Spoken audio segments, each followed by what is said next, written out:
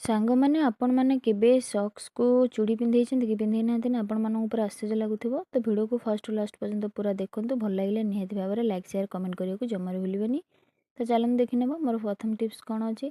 First tips ଅଛି ମୋର nail ପଲିସ୍କୁ ନେଇକି। ବେଳେବେଳେ ଆମେ ଯେତେବେଳେ ମାର୍କେଟରୁ ନେଲ୍ ପଲିସ୍ ଆଣିଥାଉ ତ ନେଲ୍ ପଲିସ୍ ତ ଏତେ ଜୋରେ ଟାଇଟ୍ ଥାଏ କି ଆମେ ତ ଖୋଲି ନ ପାରି ଅନ୍ୟର ମାନେ ସାହାଯ୍ୟ ନେଇଥାନ୍ତୁ। କିନ୍ତୁ ଆପଣମାନଙ୍କୁ ଗୋଟେ ବଢ଼ିଆ ଛୋଟିଆ ଟ୍ରିକ୍ଟେ ଦେବି। ଯେତେବେଳେ ଆପଣମାନେ ନେଲ୍ ପଲିସ୍କୁ ଆଣୁଛନ୍ତି ତ ସେତେବେଳେ ଆପଣମାନେ କ'ଣ କରିବେ ନା ଭେସଲିନ୍ ଟିକେ ନେଇଯିବେ। ଭେସଲିନ୍ ନେଇକିରି ଆପଣମାନେ କ'ଣ କରିବେ ନା ନେଲ୍ ପଲିସ୍ର ଯେଉଁ ଅଛି ମୁହଁ ପାଖରେ ଦେଖନ୍ତୁ, ମୁଁ ଦେଖାଉଛି ଯେଉଁଠି ଆପଣମାନଙ୍କୁ ଦେଖାଉଛି ଲଗାଉଛି ଭେସଲିନ୍ଟା, ଆପଣମାନେ ସେଇଠି ଲଗାଇଦେବେ। ତ ମୁଁ ନେଲ୍ ପଲିସ୍ରେ ଭେସଲିନ୍କୁ କ'ଣ ପାଇଁ ଲଗାଉଛି ସେଇଟା ତ ନିଶ୍ଚିନ୍ତ ଭାବରେ କହିବି।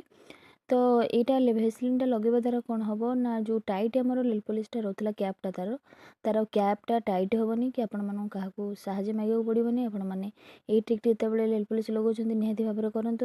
ତ ନେକ୍ସଟ ଟାଇମ୍ ଯେତେବେଳେ ଆପଣମାନେ ନେଲ୍ ପଲିସ୍ର ୟୁଜ୍ କରିବେ ତ ଆପଣମାନେ ଆରାମସେ ତାକୁ ଫିଟେଇ ପାରିବେ। ଆପଣମାନଙ୍କୁ ବହୁତ ଇଜିଲି ଏଇଟା ଫିଟିଯିବ, ଯେହେତୁ ଆମେ ନେଲ୍ ପଲିସ୍ ସେଥିରେ ଲଗାଇଛେ ତ ଆଉ ଟାଇଟ୍ ସେ ହେବ ନାହିଁ। ତ ଆଶା କରୁଛି ଛୋଟିଆ ଟିପ୍ସଟି ଆପଣମାନଙ୍କୁ ନିହାତି ଭାବରେ ପସନ୍ଦ ଆସିଥିବ। ଯେଉଁମାନେ ମୋ ଚ୍ୟାନେଲରେ ଆଜି ନୂଆ ଥିବେ ପ୍ଲିଜ୍ ଚ୍ୟାନେଲକୁ ସବସ୍କ୍ରାଇବ୍ କରିବେ, ପାଖରେ ଥିବା ବେଲ୍ ବଟନ୍କୁ କ୍ଲିକ୍ କରିବେ, ଯାହାଫଳରେ କି ଭିଡ଼ିଓର ନୂଆ ନୋଟିଫିକେସନ୍ ଆପଣମାନଙ୍କ ପାଖରେ ଖୁବ୍ ଜଲ୍ଦି ପହଞ୍ଚି ପାରିବ। ଆଉ ଆପଣମାନେ ଏମିତି ନୂଆ ନୂଆ ୟୁନିକ୍ ଭିଡ଼ିଓ ସବୁ ଦେଖିପାରିବେ। ତ ଚାଲନ୍ତୁ ଦେଖିନେବା ମୋର ସେକେଣ୍ଡ ଟିପ୍ସ କ'ଣ ଅଛି।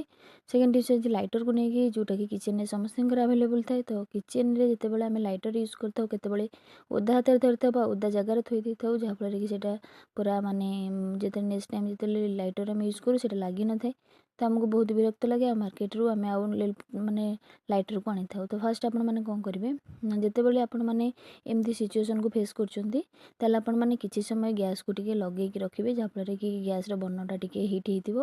ତ ଆପଣମାନେ ଲାଇଟରଟାକୁ ଏମିତିକି ତାର ମୁହଁ ବାଗେଇକି ରଖିବେ, ଯାହାଫଳରେ କି ହିଟ୍ଟା ତା ମୁହଁରେ ଲାଗିଥିବ। ଯାହାଫଳରେ କି ଆପଣମାନେ ନେକ୍ସଟ ଟାଇମ୍ ଯେତେବେଳେ ବି ଲାଇଟରକୁ ୟୁଜ୍ କରିବେ ତ ଲାଇଟରର କିଛି ବି ପ୍ରୋବ୍ଲେମ୍ ହେବ ନାହିଁ। ଯଦି ଆମେ ଲାଇଟରକୁ ଠିକ୍ ଶୁଖିଲା ଜାଗାରେ ଓଦା ଜାଗାରେ ରଖିବାନି ତ ଆମର ଲାଇଟର ବହୁତ ଦିନ ପର୍ଯ୍ୟନ୍ତ ଯିବ। ତ ଏଇ ଟ୍ରିକ୍ରେ ଆପଣମାନେ ଯେତେବେଳେ ବି କରୁଛନ୍ତି ଏଇଟାକୁ ଆପଣମାନେ କରିବେ, ଦେଖିବେ ଆପଣମାନଙ୍କ ଲାଇଟର ବଢ଼ିଆ ଭାବରେ ଜଳିବ। ତ ନେକ୍ସଟ ଟିପ୍ସ ଅଛି, ମୋ ସକ୍ସକୁ ଚୁଡ଼ି କ'ଣ ପାଇଁ ପିନ୍ଧଉଛି ସେଇଟା ଆପଣମାନଙ୍କୁ ନିହାତି ଭାବରେ ଆଶ୍ଚର୍ଯ୍ୟ ଲାଗୁଥିବ। ତ ଏଥିରେ କ'ଣ ରହିଛି ସେଇଟା ଆପଣମାନଙ୍କୁ ଫାର୍ଷ୍ଟରୁ ଲାଷ୍ଟ ପର୍ଯ୍ୟନ୍ତ ଦେଖିଲେ ଆପଣମାନେ ଜାଣିପାରିବେ। ମଝିରୁ ସ୍କିପ୍ କଲେ ଆପଣମାନେ ଜାଣି ହିଁ ପାରିବେନି। ତ ସେଥିପାଇଁ ଆପଣମାନଙ୍କୁ କହୁଛି ଭିଡ଼ିଓଟାକୁ ଫୁଲ୍ ଦେଖନ୍ତୁ, ତାହେଲେ ଆପଣମାନେ ଜାଣିପାରିବେ, ଯାହାଫଳରେ କି ଆପଣମାନଙ୍କର ବହୁତ ବଢ଼ିଆ କାମରେ ଆସିବ। ତ ଏଇ ଜିନିଷଟି ଆପଣମାନେ କରନ୍ତୁ। ଯେତେବେଳେ ଆମେ ମାର୍କେଟରୁ ଚୁଡ଼ି ଆଣିଥାଉ, ଚୁଡ଼ିର ସାଇଜ୍ଟା ଯଦି ଛୋଟ ଥାଏ ତ ଆମ ହାତରେ ପିନ୍ଧିବା ପାଇଁକା ଟିକିଏ କଷ୍ଟ ହୋଇଥାଏ।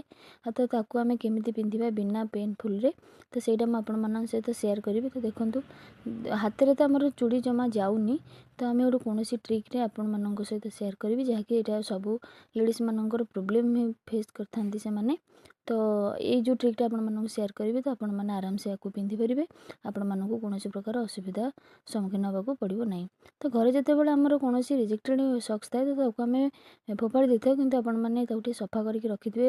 ସକ୍ସର ବହୁତ ବଢ଼ିଆ କାମ ମଧ୍ୟ ଅଛି।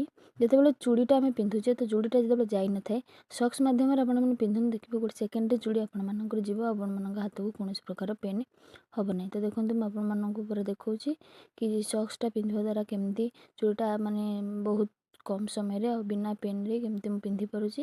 ଏଇ ଟ୍ରିକ୍ସଟି ସବୁ ଲେଡ଼ିସ୍ମାନେ କରନ୍ତୁ, ଦେଖିବେ ଆପଣମାନଙ୍କର ବହୁତ ବଢ଼ିଆ ସାହାଯ୍ୟ କରିବ। ତ ଆଶା କରୁଛି ଆଜିର ସବୁ ଟିପ୍ସ ଆପଣମାନଙ୍କ ପାଇଁ ନିହାତି ଭାବରେ ୟୁଜଫୁଲ୍ ଥିବ। ଯଦି ଭଲ ଲାଗିବ ଫ୍ରେଣ୍ଡସ୍ମାନଙ୍କ ସହିତ ସେୟାର କରିବେ ଆଉ ଭଲ କମେଣ୍ଟ ଦେବେ, ଯାହାଫଳରେ କି ମୁଁ ଆଗକୁ ଭିଡ଼ିଓ ବନାଇବାରେ ମୋତେ ମୋଟିଭେସନ୍ ମିଳିବ। ଆପଣମାନଙ୍କର ସପୋର୍ଟ ଯୋଗୁଁ ମୁଁ ଆଜି ଏତେ ବାଟରେ ପହଞ୍ଚି ପାରିଛି। ଆଗକୁ ଆପଣମାନଙ୍କ ସପୋର୍ଟ ମୋତେ ନିହାତି ଭାବରେ ଦରକାର ରହୁଛି। ଜୟ ଜଗନ୍ନାଥ। ଦେଖା ହେବା ନେକ୍ସଟ ଏକ ଭିଡ଼ିଓରେ।